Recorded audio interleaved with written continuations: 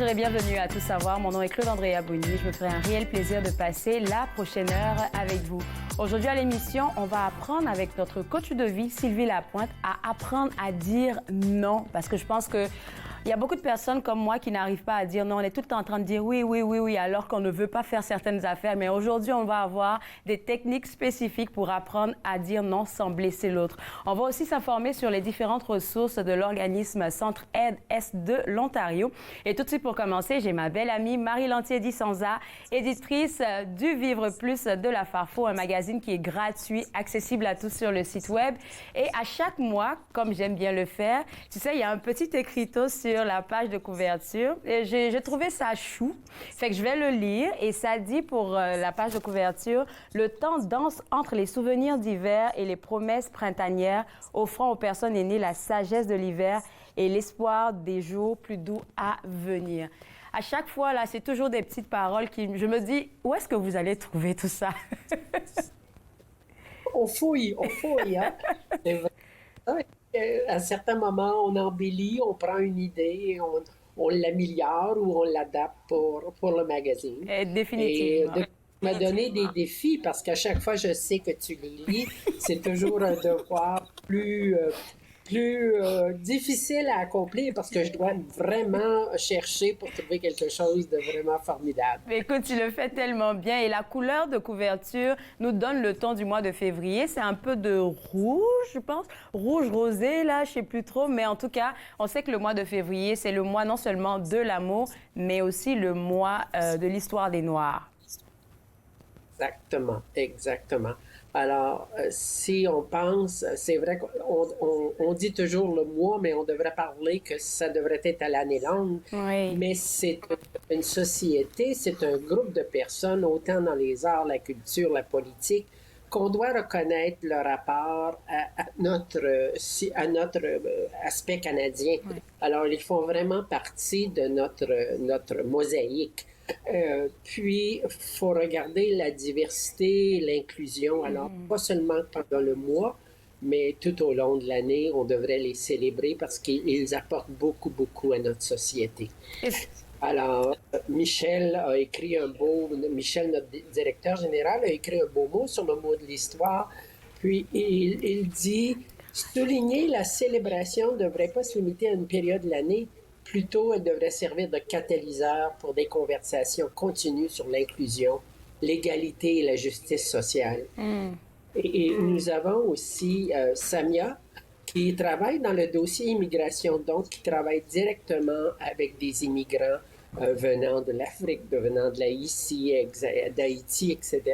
Alors, toute cette communauté noire qui vraiment apporte beaucoup à la Farfo et à notre société, c'est certain. Alors, ce que j'ai envie de te poser comme question, ça c'est personnel entre toi et moi, c'est quoi ta vision sur ce terme EDI, tu sais, équité, diversité et inclusion, que tout le monde a au bout des lèvres? Est-ce que toi, tu penses qu'on arrive en tant que communauté ensemble, francophone en particulier, à vraiment avoir cet aspect d'inclusion dans toutes les sphères, selon toi? Bien, je pense qu'il y a encore beaucoup de travail à faire. Il y a beaucoup de travail fait au niveau des écoles. Alors, on travaille vraiment. Oui, alors c'est un bon départ parce que si on peut convaincre nos jeunes que l'inclusivité, la diversité, on va éviter beaucoup de problèmes et ceci va se refléter dans les familles aussi. Alors, si l'enfant accepte d'avoir un ami ou une amie qui est d'une culture différente, puis que cette culture-là entre dans la famille automatiquement parce que la jeune va avoir des moments avec ces personnes-là. Les adultes vont aussi rire que cette diversité-là et cette inclusion-là est importante. Je pense qu'un organisme comme la Farfo prône vraiment cette inclusivité et cette diversité dans tout ce qu'elle fait, que ce soit dans les activités, dans notre magazine. Oui.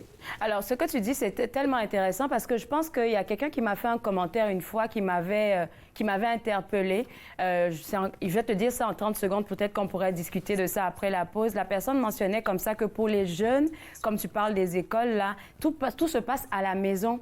Parce que c'est comment, autour de la table, que les parents approchent cette question-là, que les jeunes vont avoir une idée de comment ils doivent se comporter, peut-être avec de nouveaux amis en classe ou je sais plus quoi. Et c'est important que, heureusement ou malheureusement, je sais pas, là, que notre communauté soit multiculturelle, mais ça vient aussi avec des défis. Et ça demande à des parents, à des familles de s'ajuster, même si elles ne le veulent pas vraiment. Il y a tout ça aussi à discuter. Écoute, je te garde avec moi. On va continuer sur ça après la pause. Vous regardez Tout savoir.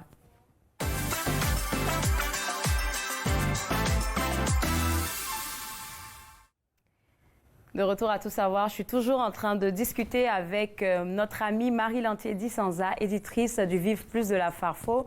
On parle d'équité, diversité, inclusion en général parce que c'est l'une des thématiques qui est traitée dans le magazine de février. Puis je te mentionnais comme ça avant la pause, vu que tu parlais du monde de l'éducation, qu'il y a certaines familles qui ont beaucoup de travail à faire, heureusement ou malheureusement, pour pouvoir permettre à leurs jeunes enfants de comprendre que la société est en mouvement. Oui, exactement. Puis, si les parents peuvent vraiment travailler sur cet élément-là en famille, ça va être beaucoup plus facile aussi pour nos gens, nos enseignants qui sont en salle de classe. Ouais. Et cela éviterait beaucoup, si l'inclusion et la diversité est vraiment quelque chose qu'on leur enseigne, il y aurait plus tous ces aspects-là de bullying là, qu'on a dans les... Et n'oublie pas que le bullying, c'est pas seulement que les jeunes qui le font.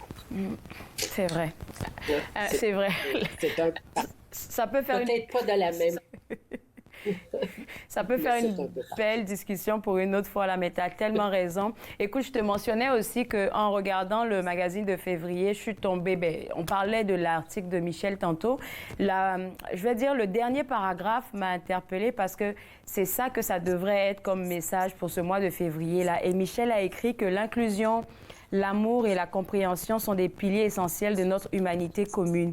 Donc, c'est un mois qui nous rappelle qu'il faut célébrer, apprendre et grandir ensemble en reconnaissant que la véritable force de nos sociétés réside dans notre capacité à nous unir malgré nos différences. Malgré, c'est le terme là, malgré nos différences, ça, je me dis, mais oui, c'est vrai. Oui, on ne peut pas s'attendre à ce que tout le monde soit comme nous. C'est certain, mais on devrait apprécier ce qu'il nous apporte qui est différent. Que ce soit au niveau des arts, que ce soit au niveau des cultures, ou juste aux expériences de vie. Alors, c'est quelque chose qui peut nous enrichir, nous aussi. Alors, il faut le regarder de cette façon-là, plutôt que de dire « Oh non, c'est des gens qui viennent d'ailleurs, ils n'ont rien à faire avec nous autres. » C'est pas ça. C'est vraiment d'apprendre et de profiter de ce qu'ils peuvent nous apporter. En tout cas, merci beaucoup pour le partage. Tu as mentionné aussi Samia Ben Salah, qui est coordonnatrice de votre dossier immigration. Est-ce que tu pourrais nous expliquer un peu c'est quoi son travail concrètement? Oui, elle travaille dans le dossier, pour la Farfo, elle travaille le dossier d'immigration. Okay. Donc, c'est elle qui facilite l'intégration des immigrants et des immigrantes dans certaines activités, les aide à s'établir, leur donne des conseils, leur offre des ressources. Alors, c'est vraiment un atout pour la Farfo de l'avoir dans ce dossier-là. Elle y met beaucoup de temps, elle est beaucoup présente dans la communauté, dans des ateliers.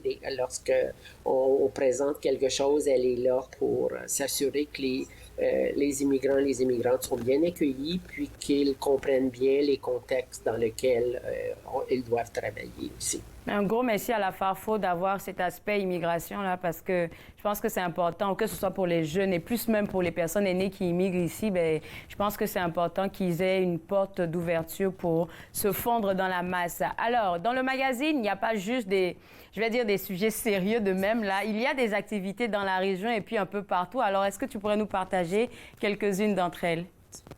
Bien, dans le cadre justement du Mois des Noirs, dans le sud-ouest, comme nous couvrons toute la province, oui, alors c'est certain que nous publions des activités et le sud-ouest accueille plusieurs artistes justement de race noire qui vont nous présenter l'Afrique en cirque, Florine, etc. Alors des belles activités pour les gens de cette communauté-là, de profiter d'ateliers très intéressants, que ce soit le chant, que ce soit la musique, que ce soit la culture, etc. Et comme de raison, c'est certain que la Farfo est partenaire avec tous ces groupes pour publier puis pour promouvoir les activités qui vont se passer durant le mois de l'histoire des Noirs. Et à chaque semaine, on publie une infolette qui est envoyée aux membres qui leur suggère d'autres activités qui possiblement se sont ajoutées depuis que nous avons fait le magazine, donc pour les tenir au courant d'endroits ou de choses qu'ils peuvent faire durant ce mois. Merci beaucoup. Je pense que les activités, il y en a beaucoup. Donc, on va inviter les gens à aller sur le site web farfo.ca pour avoir accès au Vivre Plus du mois de février. J'ai hâte de te parler pour mars. J'espère que ça se prépare bien. Est-ce qu'on a encore besoin de personnes, de bénévoles pour des articles? Toujours, toujours. Toujours. Le plus qu'on a de personnes, le plus de diversité qu'on a dans nos articles. Bien dit, bien dit. Alors, l'appel est lancé. Si vous avez besoin de plus d'informations, vous pouvez contacter Marie Lantier-Di-Sanza, peut-être même aller sur le farfo.ca pour avoir un courriel où est-ce que vous pouvez lui écrire. Merci beaucoup à toi et puis on se reparle en mars. Ça m'a fait plaisir. Au revoir. Alors, pour vous autres à la maison, comme je viens de le mentionner, le magazine, il est gratuit, disponible sur le www.farfo.ca. Vous avez celui du mois de février, vous avez celui des autres mois antérieurs. Donc, si vous y pensez que vous avez un peu de temps, allez-y, jetez un coup d'œil. On va prendre une pause et juste après la pause, on va s'informer sur toutes les ressources offertes par Centre Aide Est de l'Ontario. Vous regardez Tout savoir.